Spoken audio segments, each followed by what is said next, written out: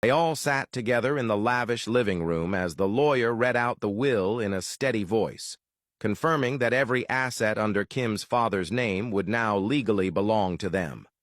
The mother and daughter clutched each other's hands tightly, their smiles wide and gleaming with disbelief that everything had fallen so perfectly into place.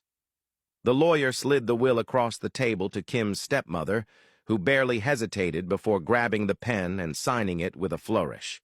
She then handed it to her daughter, who signed her name just as eagerly. The lawyer rose to his feet and congratulated them, reminding them of their promise to reward him with his share and a cut in the organization once the takeover was complete. Kim's stepmother got up, walked over to him, and assured him that she would never forget what he had done for them. He had played one of the most crucial roles in securing their victory. She extended her hand to seal their deal just as a sudden commotion erupted outside. Screams and frantic footsteps filled the air as guests began to scatter and run in panic. The three of them looked at each other, confusion and unease crossing their faces. Kim's stepsister moved first, about to rush outside to see what was happening, but she froze mid-step. Her hand trembled violently as she lifted it and pointed toward the entrance, her eyes wide with disbelief.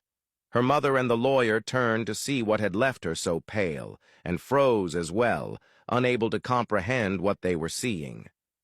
Kim's father, very much alive, stepped through the doorway, moving toward them with calm, deliberate steps. He looked completely unharmed, not a trace of death upon him, and his cold gaze locked onto the people who had betrayed him.